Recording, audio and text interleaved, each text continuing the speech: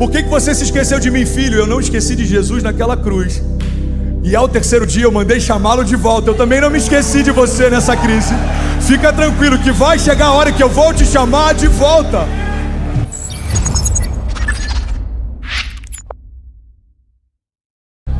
A boa notícia é que tudo que falta em você sobra em Jesus. Vou falar de novo. Tudo que falta em você sobra em Jesus. Você está cansado? Ele está falando muito prazer, eu sou o renovo. Você está doente? Ele está falando muito prazer, filho, eu sou a cura. Você está perdido? Muito prazer, eu sou o caminho, a verdade e a vida. O que você precisa? Tudo que falta em você sobra em mim. As crises que eu enfrentei ao longo da minha jornada me fizeram entender que o fato de Deus permitir que eu passasse algumas situações não tinha nada a ver com uma ausência de Deus. E tem muita gente, irmão, que está desanimando da jornada da fé porque entende que um gigante é uma ausência de Deus, a fornalha é a ausência de Deus, o deserto é a ausência de Deus. Mas eu vim só te lembrar que ser um imparável não significa você nunca ser afrontado ou coagido. Significa você não se render àquilo que tenta te parar. Ser imparável tem muito mais a ver com a resiliência de se levantar depois que cair, do que ser mimado por Deus e nunca ser afrontado, irmão. Nenhum herói da fé teve o seu nome escrito na galeria dos heróis da fé porque estava vivendo uma vida confortável com Deus. Eles foram privados, eles foram em vários momentos desencorajados. Você pega a história de José e a gente quer viver o governo de José, mas nem todo mundo está disposto a viver o cativeiro de José. José foi humilhado, ele foi esquecido, ele foi rejeitado, até que um dia se cumpriu uma palavra profética que Deus havia liberado anos antes. Irmão, tem muita gente querendo viver os sonhos de José, mas está desistindo no primeiro momento em que alguém diz para você, não vai acontecer. Irmão, os irmãos de José disseram para ele, não vai acontecer. Os anos de cativeiro disseram para ele, não vai acontecer. Os anos de esquecimento disseram para ele, não vai acontecer. Mas existia uma palavra dentro dele dizendo, eu não me esqueci de você. Eu sei do que eu te prometi. Podem todas as coisas passar, mas as minhas palavras não passarão, diz o Senhor. Você pode dizer glória a Deus por isso?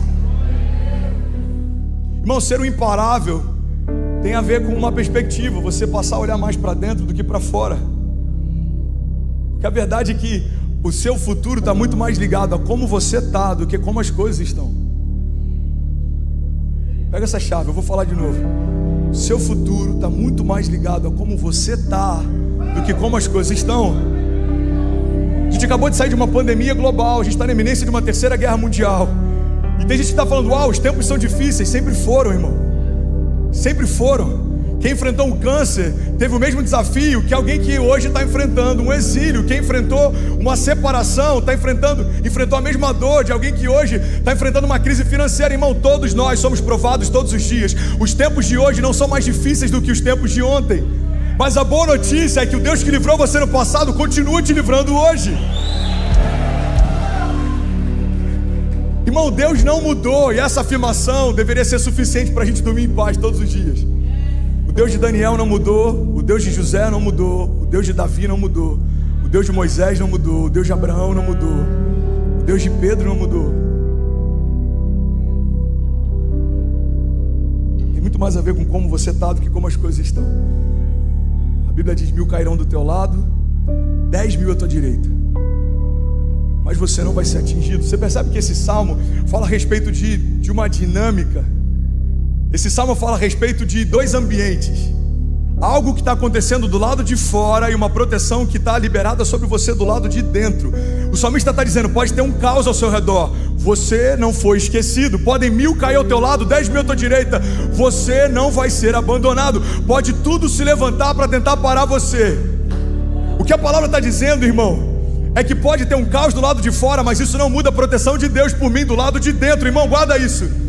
A arca era um lugar seguro, mas havia um caos do lado de fora.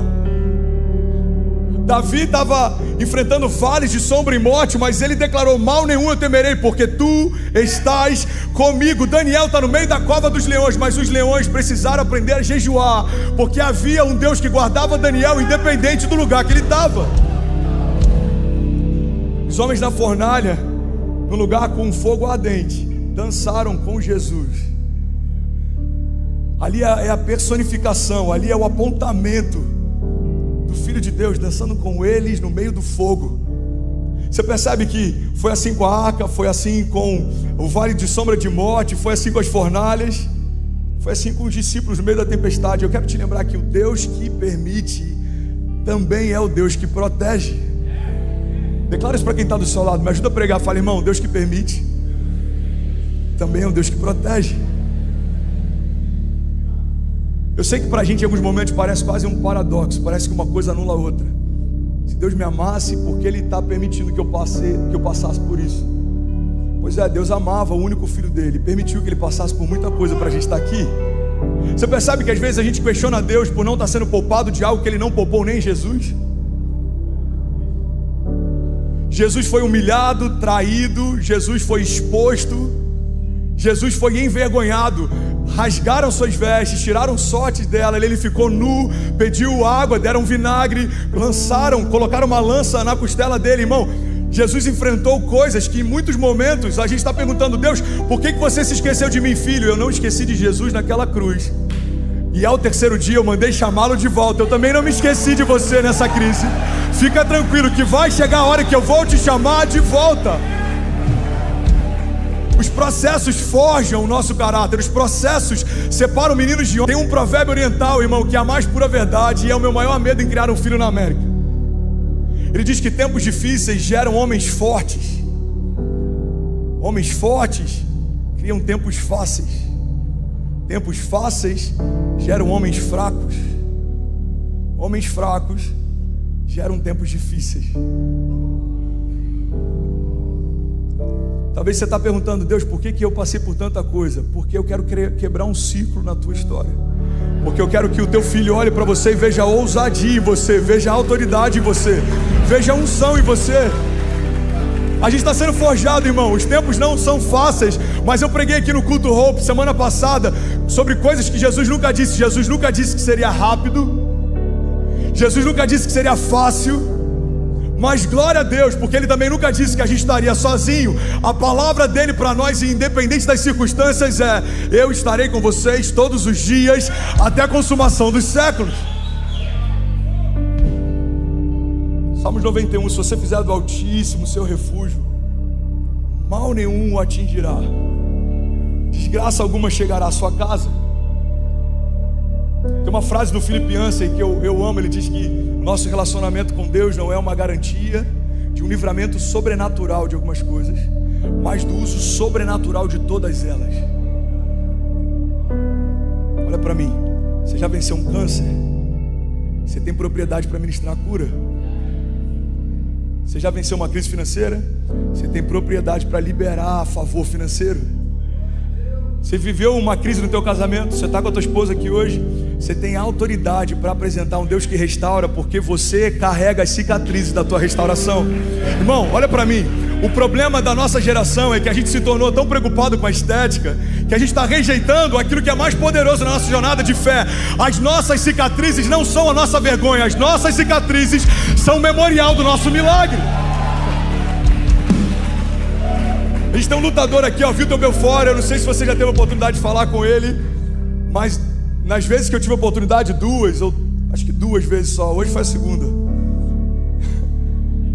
Você entra na sala, irmão, ele carrega algo diferente. Eu sei que o jiu-jitsu trabalha isso. Você se coloca de um jeito que intimida, mas você tem uma carga profética que é um update daquilo que a arte marcial te deu. Irmão, guarda isso. Uma das coisas que mais me abençoa é quando alguém fala: cara, eu vejo você pregando e parece como um leão rugindo.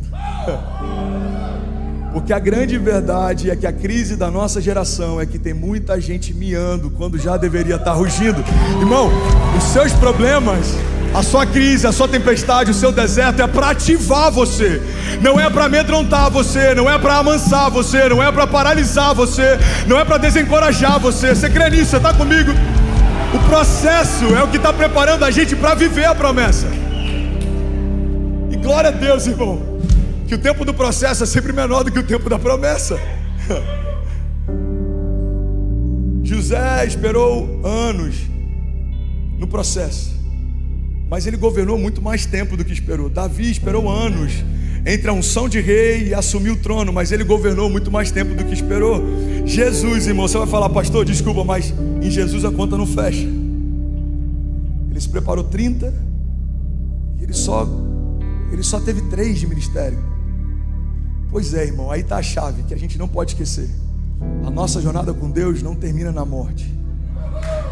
O ministério de Jesus teve 3 anos na terra, mas a Bíblia diz que ele continua sentado ao lado do Pai, governando de geração em geração. Alguém me ajuda a pregar, pelo amor de Deus, irmão? O tempo do processo sempre vai ser menor do que o tempo da promessa. E às vezes a gente fala, Deus, por que está demorando tanto? Irmão, você precisa de caráter para sustentar a unção que você vai receber. A gente vê vários momentos em que profetas foram chamados por Deus enquanto meninos, reis foram chamados e ungidos como reis enquanto meninos, homens que assumiram o governo como José receberam sonhos de Deus enquanto meninos, mas nenhum deles viveu a promessa enquanto era menino. Irmão, Deus até compartilha sonho com meninos, mas não vai fazer com que eles se cumpram até que a gente tenha estatura para poder governar.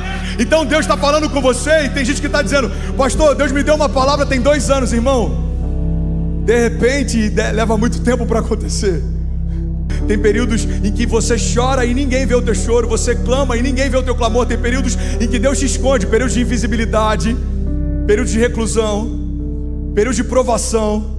E glória a Deus por isso, irmão, porque se Deus derramasse para nós no início da nossa jornada aquilo que Ele quer dar para nós, na metade dela, a gente se perderia com aquilo que Deus quer fazer. Vamos ser sinceros, tem orações que você fez há 10 anos atrás, que se Deus tivesse respondido há 10 anos atrás, você não estaria aqui essa noite.